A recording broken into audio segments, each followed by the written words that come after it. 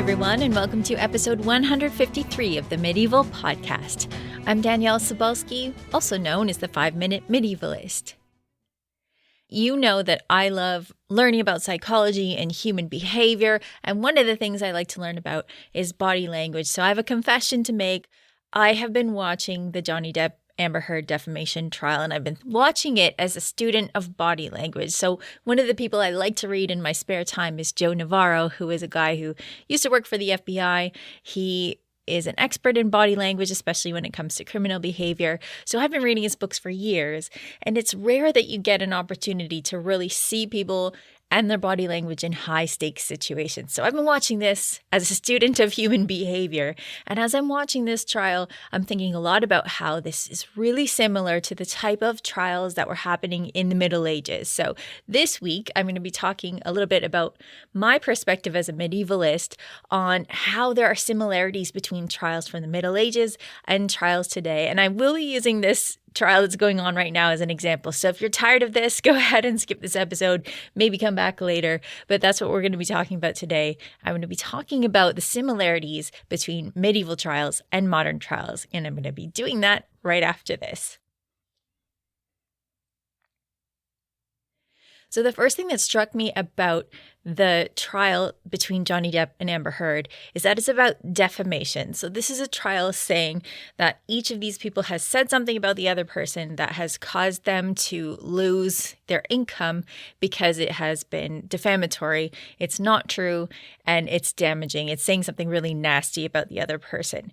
So this is something that is really similar to medieval trials because, first of all, medieval people like to sue each other a lot, but many times it was because of defamation. So reputation was everything in the Middle Ages, and this is a very oral culture. So what people are saying about you is really reflected in the actual physical world.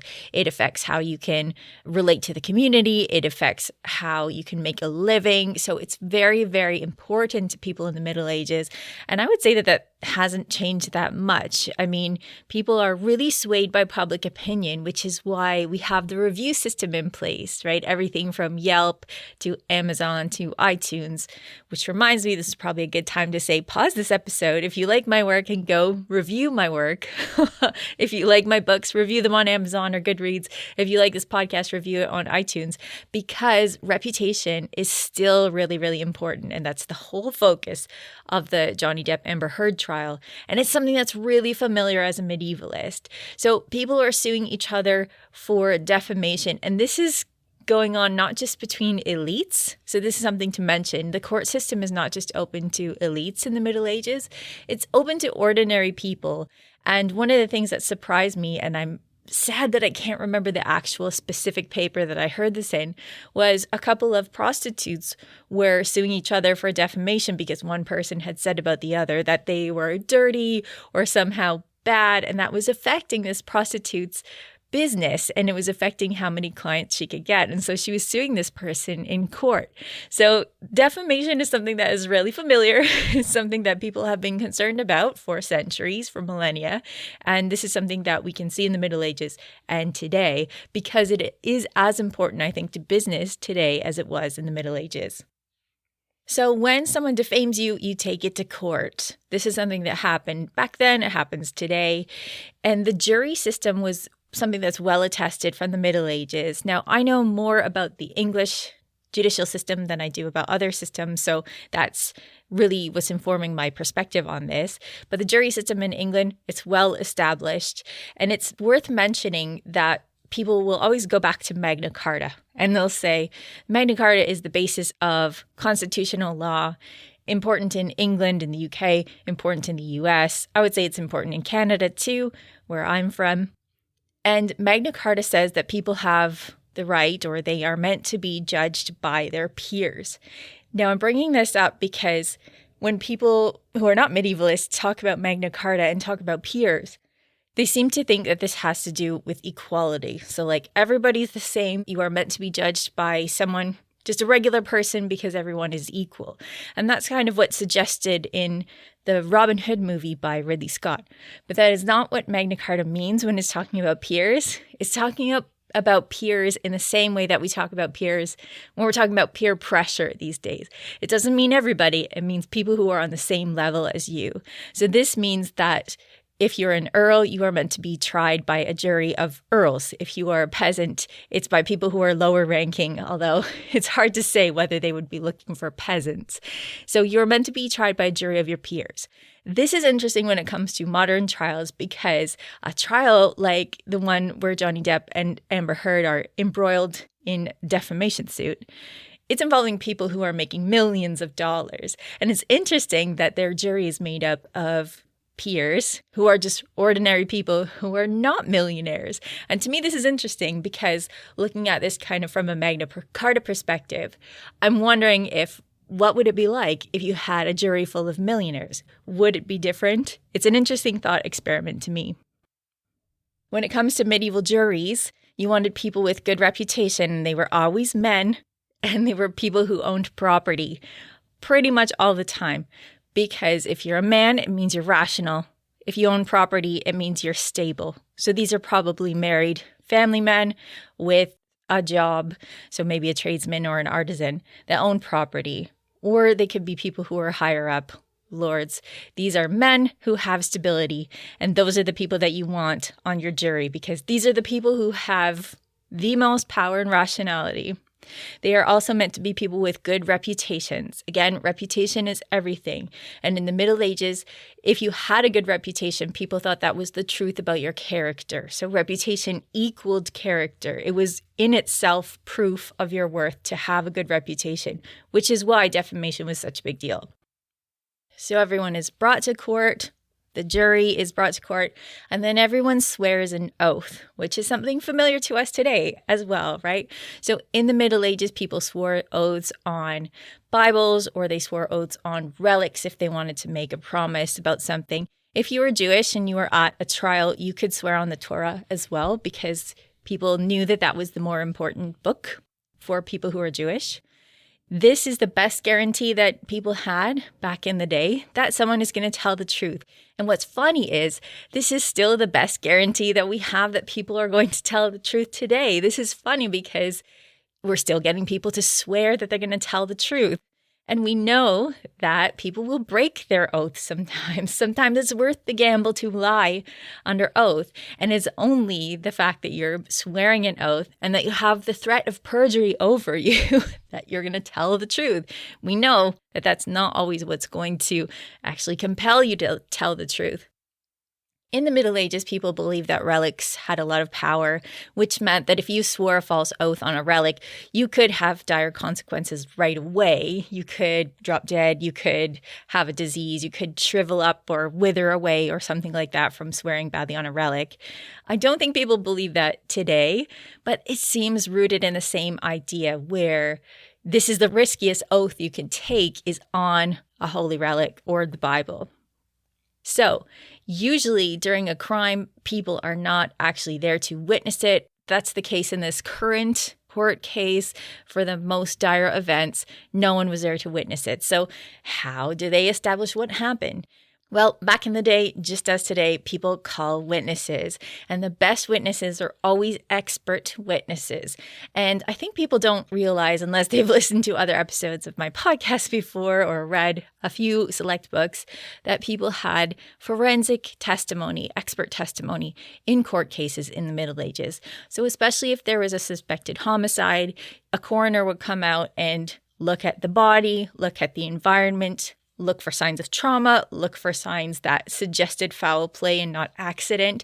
So forensic testimony is actually really important in the Middle Ages, just as it is today. And I think a really good example that you have of it is in Steven Bednarski's book, which is A Poisoned Past, in which there is a woman who is on trial for poisoning her husband. And there is forensic testimony from a doctor who says this is not poison, actually, because he's looked at the body, he's looked for vomit, he's looked at the actual meal that this man has consumed to see if it's poison. So forensic testimony is something that happened back in the Middle Ages, and expert forensic testimony is something that we still have today. So witnesses were called to testify to all sorts of things. What did they see? What did they hear? Catherine French last week talked about how thin the walls could be in the Middle Ages. So people did hear a lot of different things. I think this is relevant when we're talking about this trial that's going on right now, because Johnny Depp and Amber Heard were surrounded by lots of people in ways that maybe not all of us are, but lots of people in the Middle Ages could be, especially people who are higher up in the nobility. There are servants all over the place. And that is something that you see back in the day, and now people that are testifying to the things that they saw and heard as they were going about their ordinary work. I think there was a house manager in this new trial between Johnny Depp and Amber Heard that is testifying to what he heard and saw while he was going about sort of butler duties. So that's an interesting parallel that we can see as well. People were testifying to things such as physical damage. Did they witness that somebody had an injury? How long was that injury around for? Did they see them get it? That kind of information. And also physical damage to property. So did they see a door that was broken? Did they see that somebody had scars in wood that maybe weren't there before? All of this was testimony that witnesses would bring forth to the court. Now, witnesses themselves were meant to have good reputations also. So the best people you could have to represent you or to give witness testimony on your behalf were people who were well established, and usually men. This is really similar, right? This is something that we have in the jury, something with witness testimony as well.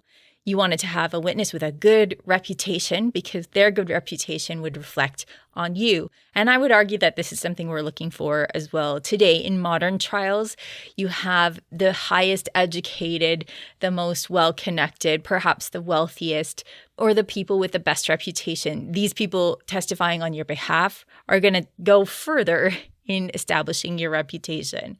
Now, there is an exception to this, which is notable, and that is in Ruth Mazo Karras' book, Common Women, where prostitutes were brought in to testify to a man's impotence to show that he wasn't able to actually have children with his wife. And this was in order to annul a marriage because a wife had the right to have a husband who could give her children. This is something that was important to medieval law. So sometimes prostitutes were brought in as expert witnesses, which is something that's perhaps surprising, especially when you think about how reputation was so important.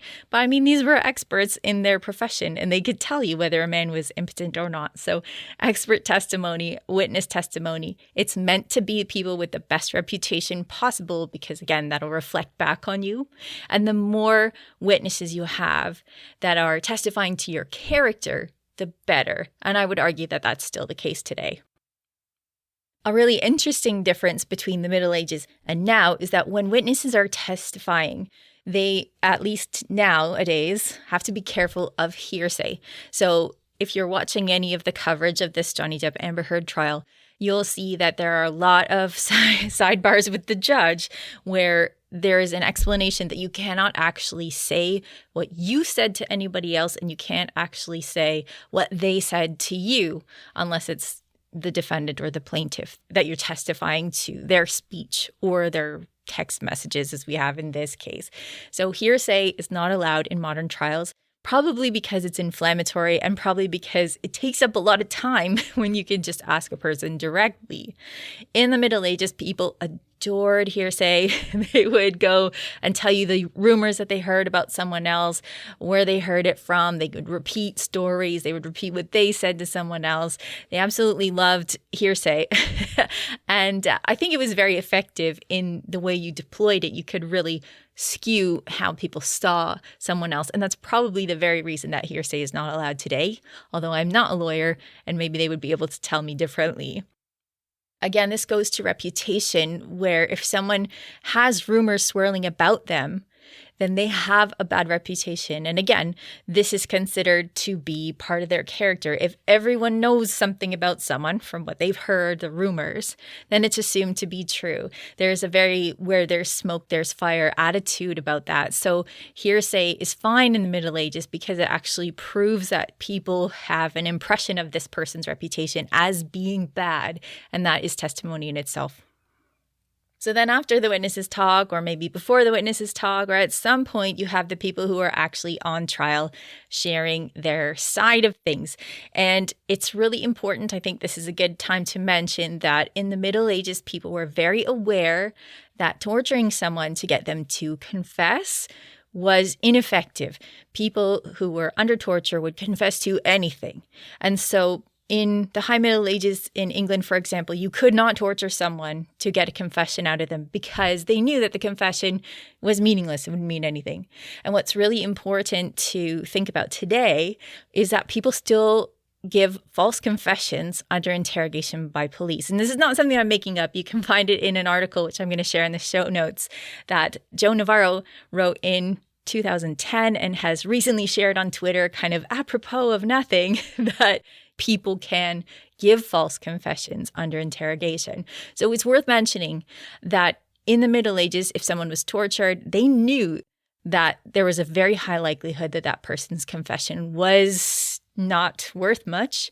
And this is actually something that has been shown through science and statistics to be true today, that a lot of people will confess falsely under police interrogation. So this is something really worth mentioning, I think. Another thing that I should mention while I'm on this train of thought is that a lot of the torture devices that people claim were medieval are actually false. And if you wanted to learn more about medieval torture and punishment, I would suggest you listen to my podcast with Larissa Tracy, all about torture, if you're interested in torture in the Middle Ages. So the people who are put on trial are coming forward and they are giving their side of things. And this is where body language really comes into play. Now, I would argue that everyone who's at the trial is watching body language always. We're always trying to find out if someone is telling us the truth. And I think this is true of the human condition from the beginning of our time as human beings on this planet. We are always looking for deception. And we are especially looking for it when the people who are on trial are showing up. We want to read the truth on their bodies. And I would argue that this is a lot of the reason why people showed up for executions as well, to see the truth for themselves, to see if they believe it, more than this bloodthirstiness that we kind of attribute to people from the Middle Ages. What's interesting about lie detection is we are not very good at it. We've been doing this for tens of thousands of years and we're still not very good at it. And again, if we go back to just that article by Joe Navarro that I was telling you about, he mentions the science in it, that people are only good at detecting lies or only accurate in detecting lies 50% of the time. So that's as good as, he says, flipping a coin. And if you are trained in it, you're not much better. It might be 60% chance that you can detect a lie when someone is telling you a lie. What Joe Navarro and others have said we can detect is if somebody is comfortable or uncomfortable, if they're confident or if they're not confident, if they're stressed or not stressed, and if they are being consistent or inconsistent with what we know about behavior. So what you're seeing sometimes that might look like it's deception is actually stress, perhaps, or they might be concealing something, but they're not concealing the thing that you are thinking that they're concealing. So you really have to be careful when you're looking at people's body language. We are not good lie detectors. So I think that there were a lot of wrongful convictions in the Middle Ages, but there are also a lot of wrongful convictions today, even with all of the new ways we have of deciding if someone is guilty or not. Statistically, there are still a lot of wrongful convictions today. Now, how do we access body language from so long ago? This is a really interesting question, and I wish we could really see people's body language from back in the day. I think that what we would see would be a lot of consistency. There are a lot of cultural differences between people and how they act, but there are a lot of similarities as well. So what are some things that we can see when we look at medieval art, for example, that show us body language being consistent over time? Well, a lot of times we have holy images from the Middle Ages and you have people in front of someone and their palms are facing up.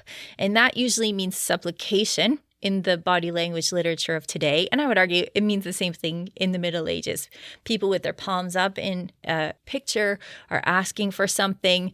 Maybe they're asking to be believed, they're asking to be blessed, they're asking for a good feeling to be given to them, they're offering something perhaps. So people with their palms up, we recognize in art from the past that they're supplicants, they're asking for something. And if they're asking for something, they're usually asking someone for something, whether that is an invisible god or a person. And if the person is also in the picture, the person who the supplication is being addressed to, that person is probably responding with their palms down.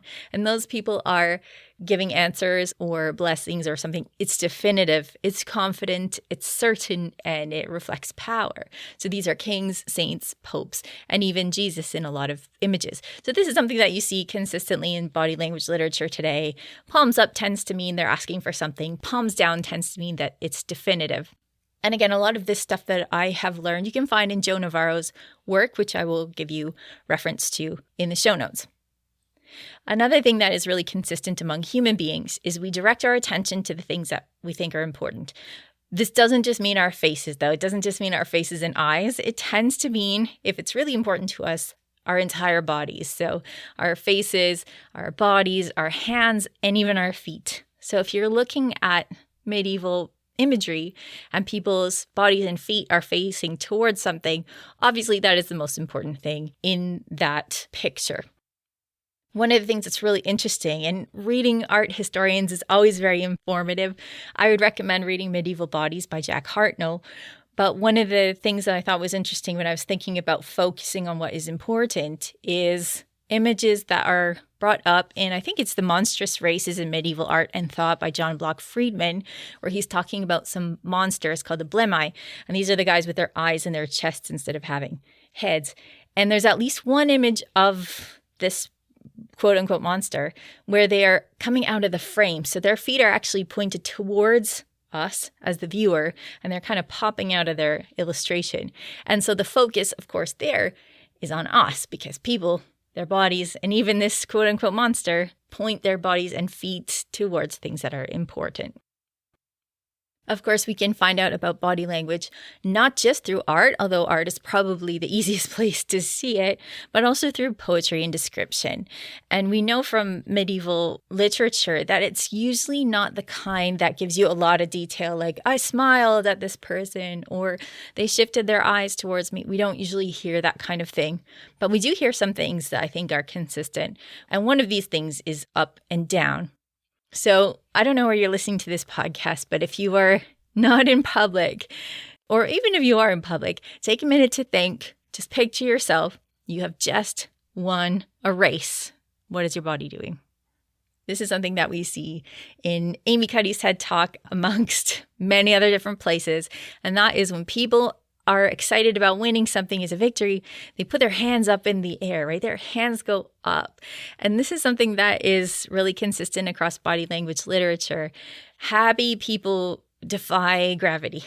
So eyebrows go up, chest go up, arms go up. If something is going up, it tends to be a good thing, a happy thing.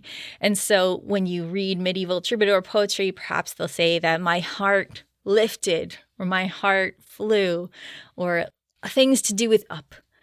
Those are things that are consistent, that we know are physiologically consistent among humans. Same thing if you feel cast down, or if a troubadour writes about his lady cast him down.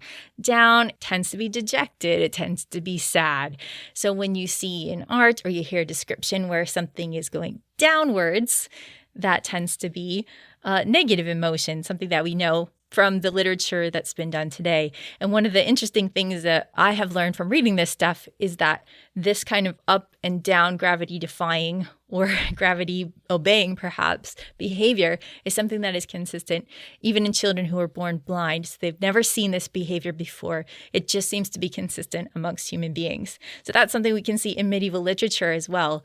When you're looking at it, you can see these gravity defying behaviors.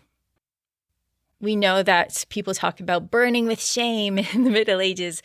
Blushing is something that we do that's very recognizable. It usually has to do with shame in the Middle Ages. Sometimes modesty as well, but I would say that's related because it's usually ladies who are blushing in modesty, and that is because perhaps they're feeling ashamed of their loving or lusty emotions.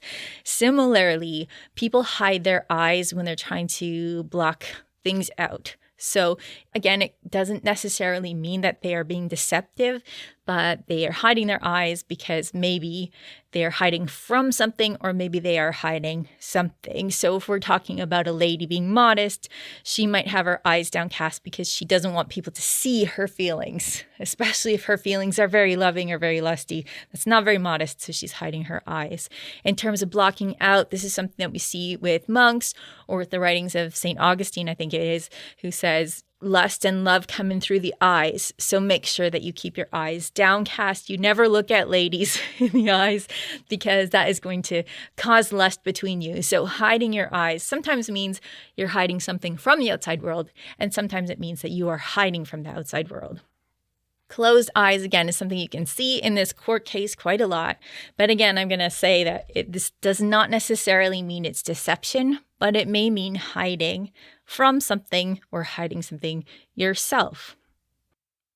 So looking at this body language stuff, I wish we could access more of it in the Middle Ages. But again, I'm not going to say that I'm an expert on body language, so I don't want to get into that too much. But have a look at that when you're looking at body language today and see if you can find instances in the past in art or in literature where you hear medieval people or see medieval people that are moving their bodies in exactly the same ways. I think this is really, really interesting. So coming back around to court, what I think is really fascinating, considering that there are millions of people who are watching this trial between Johnny Depp and Amber Heard, and everyone is looking for lies, that we still don't have accurate lie detection. None of us are really good at it consistently over time. We don't have a good lie detector, which means that we are still relying on exactly the same things as we were in the Middle Ages to try and find out what happened between people. Some of the things that we lean on still, hundreds of years later, are the swearing of oaths, presenting people with good reputations to speak for us, presenting ourselves as having good reputations and making sure that that's very visible with our grooming, showing respect and submission to judge and jury. That is very important. And making sure that we put forth as many experts and people of good repute as we can to bolster our own reputations. It's fascinating to me that we are still relying on the same techniques to try and get to the truth of things, and that it's still a shot in the dark in a lot of ways, trying to get to the truth of things when we are just human beings trying to figure it all out for ourselves. So again, the expert I've really leaned on for this in terms of body language is the former FBI agent, Joe Navarro. I'm going to be giving you his information in the show notes. When it comes to the medieval side of things in court testimony and really looking carefully at how medieval judicial trials worked, I would recommend a whole bunch of people to you, many of them who you know. Aleksandra Pfau is someone who I tend to go to a session of every time there is a conference, so she's always really good. And some of the names that are familiar to you already are Sara McDougall, Shannon McSheffrey, Amanda McVitty, and Larissa Tracy, all who have episodes on the Medieval podcast that you can listen to that'll tell you more about medieval judicial trials. So I hope you've enjoyed this walk through my reflections on medieval and modern court cases. Before we go, here's Peter from medievalist.net to tell us what's on the website. What's going on, Peter? Hey. Well, you're continuing on with our work with doing a top 50 list. It's become a top 52 list because I'm doing a couple cheats. But hey, it's going well. Hopefully by the time this podcast comes out, it will actually be out there because Kalamazoo is about to start up. Yeah. And I have to write a paper for it and give a paper for it. So... You just outed yourself in front of thousands of people. I know. You haven't written your paper yet. Although I'm sure you're not the only one furiously writing right now. That is true. That is true. So if, Friday morning, Friday the 13th, I think. So if you're in Kalamazoo and you want to watch, I am going to be talking about a con artist from the 13th century and what he knows about medieval warfare. All right. That sounds good. Fun stuff. So what we got on so far this week coming up on the site, Christian Raffensperger is writing about Princess Olga, a medieval hero for modern Ukraine. Very interesting on that. Lucy Lemonnier has a couple of pieces for us. One of them is looking at pollution in a medieval city. So always another really interesting topic. And before I go, I think, as probably listeners know, I used to be the editor of Medieval Warfare magazine. I stepped down earlier this year, and Alice Sullivan, who's a columnist also on medievalist.net, she's taken the reins, and they have now started it up as Medieval World, Conflicts and Cultures, or Cultures and Conflicts, one or the other. But now the first issue of the magazine is coming out, and it looks absolutely beautiful. Amazing writing, not just my own article, but everyone else's too. And it's still going to be a lot of military history, warfare, a lot about conflict, but also the cultural dimensions that go into it. Again, it's kind of written both by leading scholars, early career researchers, and the idea is trying to bring everyone into a conversation. So you'll get a bit of archaeology, art history, politics, literary stuff. Really nice kind of combination. I'm really looking forward that people really like this issue, and you can get it as part of our Patreon too. Yeah, I was going to say people who are already subscribed to Medieval Warfare magazine will seamlessly be getting Medieval World now that is its new evolution, right? Yeah, exactly. Yeah. So if you've got a subscription, and if you think it's going to be radically different, it won't be. This issue that's coming out is like Holy Roman Empire. So yeah, nice real battle with the Swiss. We get Jan Ziska. We get all kinds of bloody entrails as well. So something for everybody. And maybe the people who weren't interested in medieval warfare will now be interested in Medieval World. So that's great. Yeah. Well, thank you, Peter, for bringing that information to us. It's going to be exciting to see this new magazine coming out and all the articles coming out, as well as your paper that's going to be coming out for the people who are going to Kalamazoo. All this stuff and more. Sounds good. Thanks, Peter. Thanks. Well, it's come down to the wire, my friends. This is the last week to sign up for the final Medieval Masterclass for Creators, which starts May 13th. Although the Medieval Masterclass has helped dozens of people with their fictional creations over the last 2 years, it's time to build some new content, which means a glorious retirement for this masterclass. If you always wanted to get in on that action and never got around to it, even if you're not a fiction writer and just want more medieval in your life, I'm offering the masterclass one last time starting this Friday, May 13th. So this is your last chance to get medieval with the help of my amazing master instructors who will show you blacksmithing and textile work, combat, and cooking. These are the people that I do go to with questions, and they are awesome. Not only do you get to experience their wisdom, but you also get their recommended reading lists, a curated bibliography, and a free book. And finally, you get access one last time to my brain to ask your thorny questions about how to make your fiction better. This 6-week online class with all of its awesome value and goodies is available just for you one last time starting May 13th, so please take me up on it. You can find all the information at medievalmasterclass.com. Thank you to all of Medievalist.net's patrons on patreon.com for all your support. Patrons can access all sorts of great stuff like subscriptions to the Medieval magazine and the newly reborn Medieval World, formerly known as Medieval Warfare magazine, as well as a book club and exclusive maps of the Medieval World by Tina Ross. Patronage funds this podcast as well as Medievalist.net's other work, so thank you. For those of you who are interested in trying out the new Medieval World magazine and supporting this podcast, please visit patreon.com/medievalists. For everything from court to courtly love, follow Medievalist.net on Facebook or Twitter at Medievalists. You can find me, Danièle Cybulski, across social media at 5MIN Medievalist or 5-Minute Medievalist. And you can find my books at all your favorite bookstores, where you can get hold of How to Live Like a Monk, Medieval Wisdom for Modern Life, in hardcover, ebook, and audiobook. Our music is Beyond the Warriors by Geefrog.